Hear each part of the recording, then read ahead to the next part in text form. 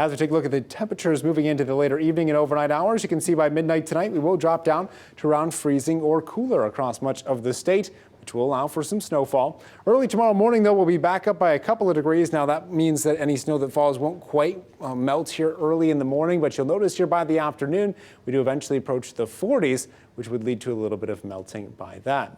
Let's take a look at our high temperature tracker. If we do get any snow, it'll likely melt by Friday. Another warm day, high 43, and that does come with abundant sunshine as well. But you'll notice here a change into the weekend. While these temperatures are still above normal, they are cooler than freezing for Sunday and Monday, which means that while there is a chance of snowfall Sunday or Saturday night into Sunday, we could potentially see some accumulation stick around for at least a few days.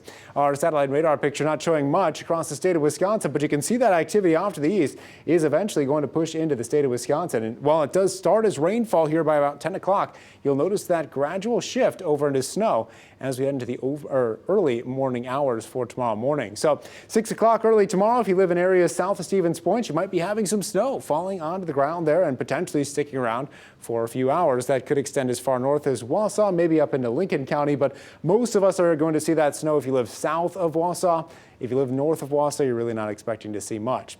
Snowfall looks to stick around from around 6 o'clock to around 9 o'clock tomorrow morning, maybe until around noon, but you'll notice this main part of the system does miss much of the News 9 area as we track into Thursday afternoon. A few breaks of sunshine up in the Northwoods.